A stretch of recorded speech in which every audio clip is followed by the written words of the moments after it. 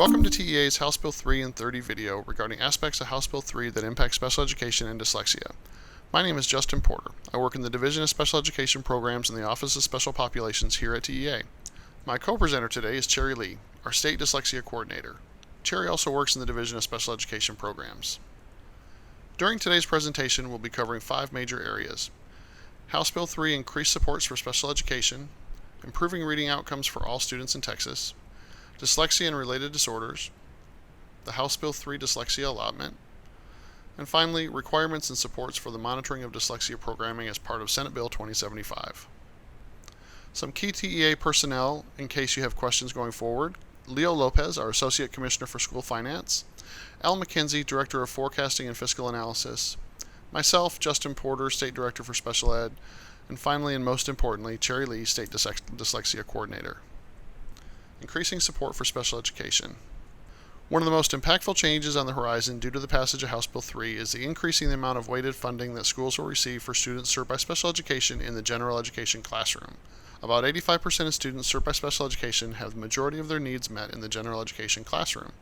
The increase in weighted funding for students coded as mainstream will mean an average increase of $970 per ADA.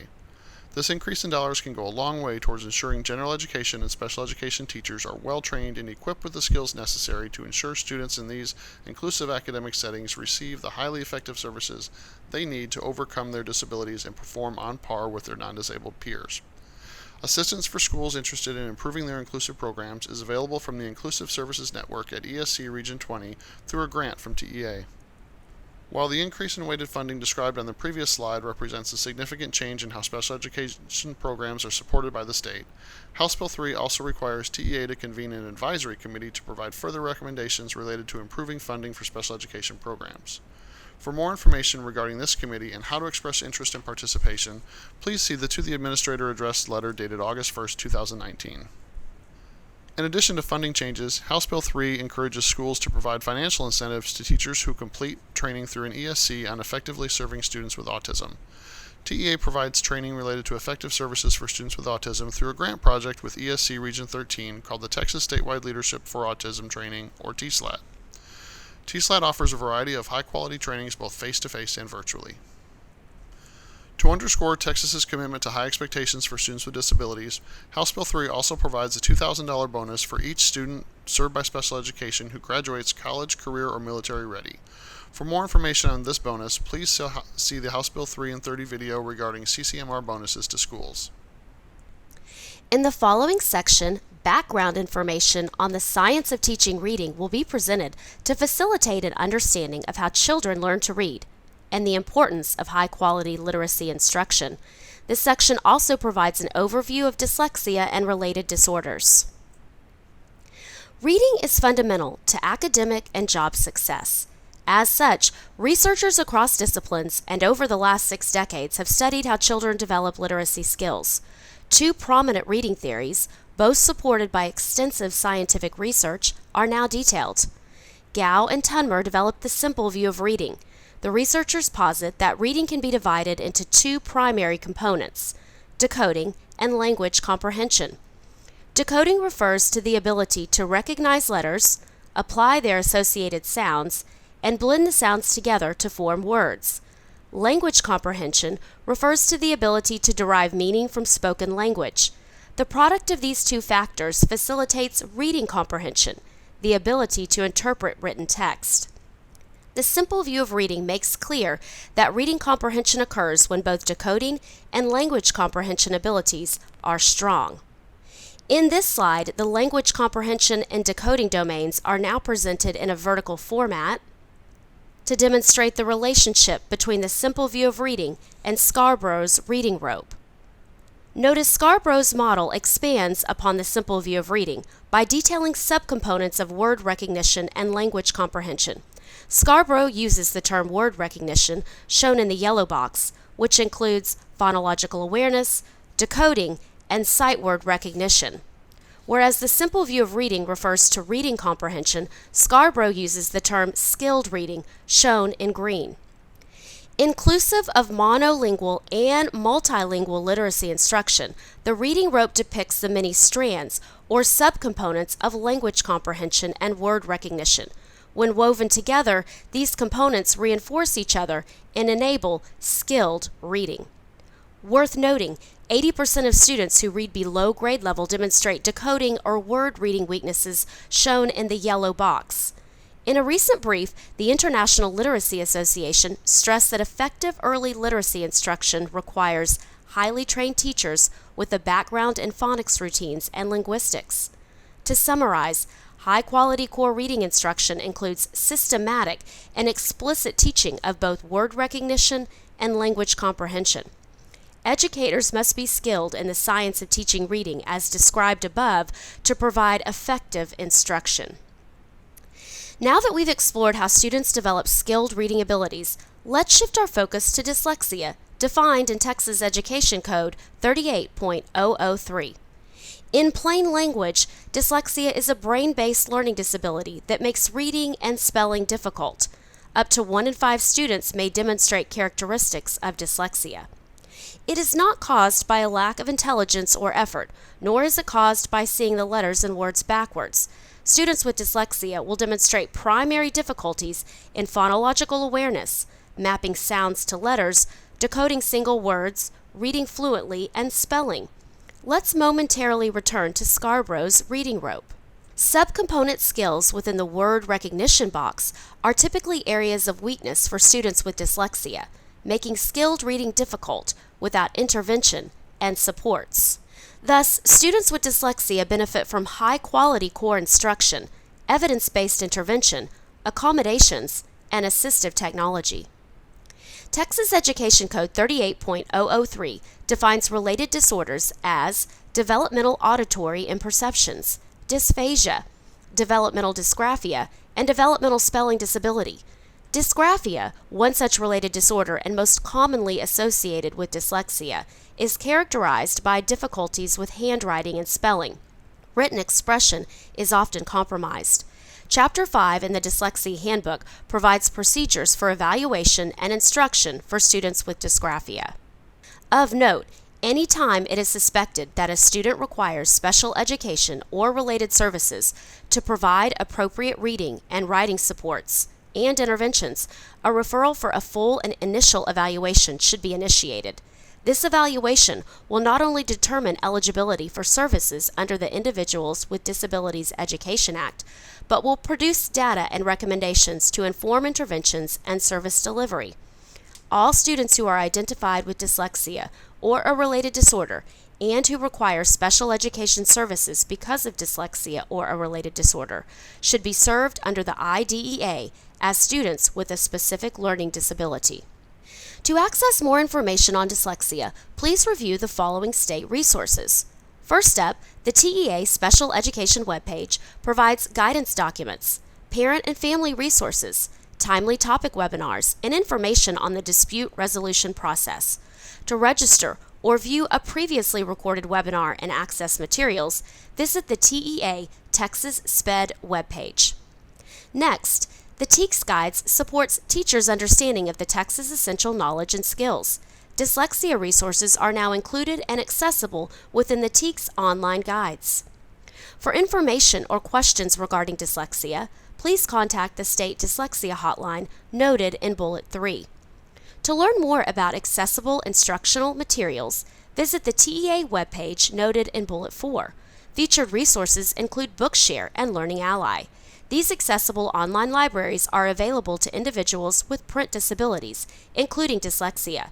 Materials for both programs can be delivered through internet downloads and accessed using various mainstream and assistive technology devices. Please note, Senate Bill 2075, passed by the 86th Legislature, requires school districts to notify the parent or guardian of students to have or be at risk of having dyslexia or other reading difficulties of the Talking Book program maintained by the Texas State Library and Archives Commission. To learn more, visit the webpage noted in the 5th bullet.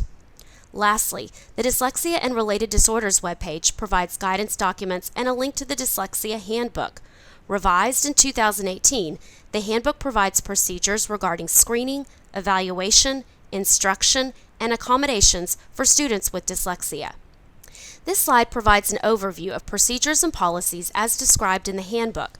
Dyslexia screening is mandated per TEC 38.003 for all kindergarten and first grade students, and at any time when appropriate as determined by schools. Districts should refer students for evaluation through special education if they suspect that a student has a disability and needs special education services. It is equally important to remember that a referral for a dyslexia evaluation can be considered at any time in kindergarten through high school. All decisions regarding eligibility and provision of services are determined by the ARD, or Section 504 committees. Lastly, progress monitoring ensures the learning needs of students with dyslexia are met. Students with dyslexia can achieve equitable academic outcomes, graduating prepared for success in college, a career, or the military, when provided high-quality instruction, intervention, and support. The HB3 Dyslexia Allotment provides funding to school districts to ensure the provision of high-quality services. Let's delve into the key components of House Bill 3 related to dyslexia. House Bill 3 establishes a new dyslexia allotment of 0.10 per student, which equates to $616. To receive the allotment, districts must both accurately identify a student with dyslexia or a related disorder and provide appropriate services. To reiterate, districts are now eligible to receive the HB3 Dyslexia Allotment when a student is identified with dyslexia or a related disorder and receives services. Of note, a little over 3.5% of all students reported in PEIMS were identified as having dyslexia in the 18-19 school year. This percentage is lower than the national dyslexia prevalence estimates reported by research. Per statute, the term dyslexia services refers to students who receive services for dyslexia or a related disorder, including dysgraphia, through special education or Section 504, and/or receive instruction in a dyslexia program provided by a person with specific training as described in the Handbook, and/or receive modifications in the classroom or accommodations on assessments. Districts should indicate each service a student receives through the PEIMS Dyslexia Services Code. To ensure that teachers are knowledgeable, both the Texas Education and the administrative codes require educators who teach students with dyslexia to be trained in evidence-based research and practices. For more information on licensing and training, please refer to page 44 of the Dyslexia Handbook, which provides more detailed information. Before we answer our first frequently asked question, let me review a common acronym I will utilize in the presentation. TSDS PEIMS stands for Texas Student Data System, Public Education Information Management System. For brevity, I will refer to TSDS PEIMS as simply PEIMS. Should a student identified with dysgraphia but not dyslexia be coded in PEIMS? Yes. As dysgraphia is a related disorder, districts are entitled to the allotment if the student is identified with dysgraphia and receives one or more of the services noted in PEIMS. Is dyscalculia a related disorder to dyslexia? Students identified with dyscalculia demonstrate difficulties learning math facts, telling time, rounding, estimating, and counting money. Although students with dyscalculia may be eligible to receive special education or Section 504 services, dyscalculia is not one of the dyslexia-related conditions identified in TEC 38.003. As such, students identified with dyscalculia should not be identified in PEIMS, and districts are not eligible for the allotment unless the student also has been identified with dyslexia or a related disorder.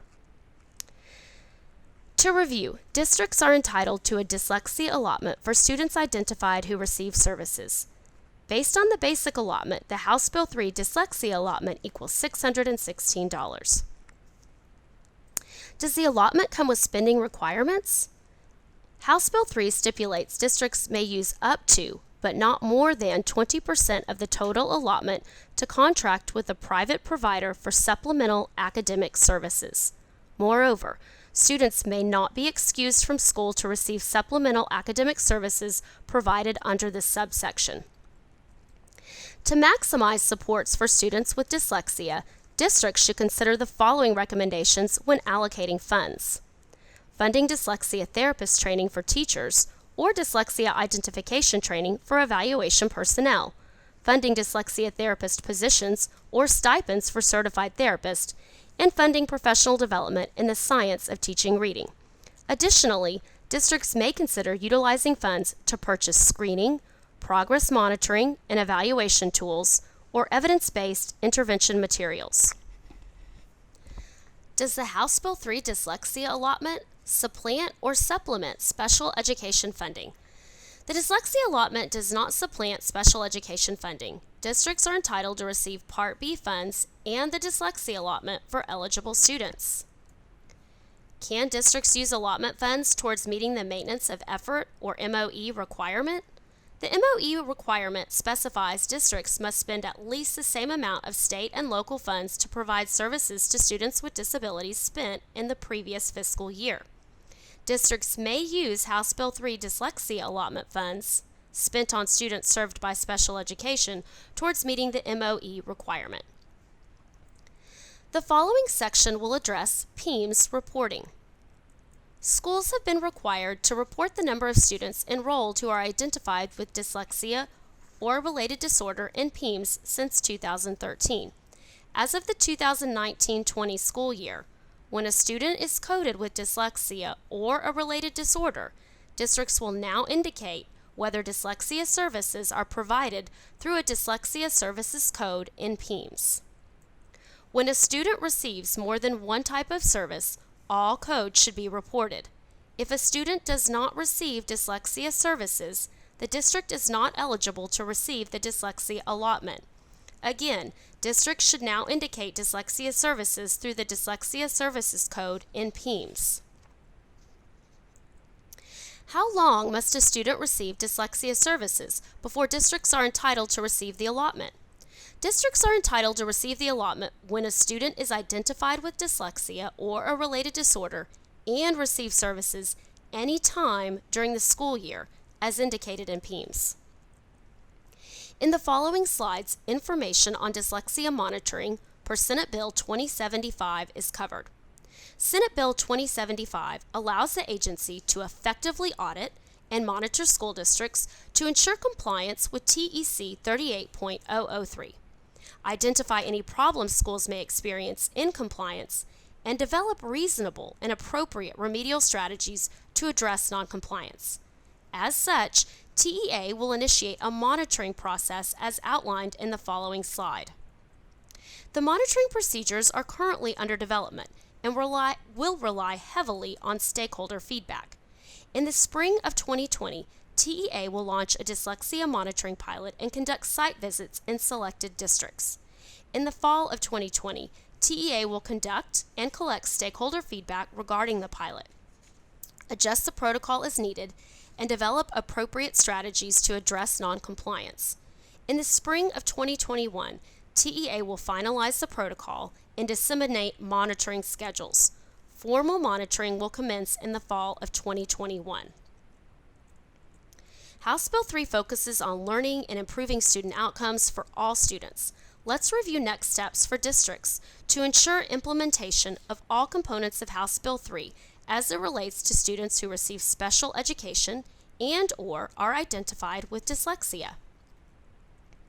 District leaders are advised to determine how to best allocate allotment funds to support improved student outcomes, and collaborate with key personnel to ensure students who receive special education services and/or dyslexia services are identified and accurately coded in PEIMS.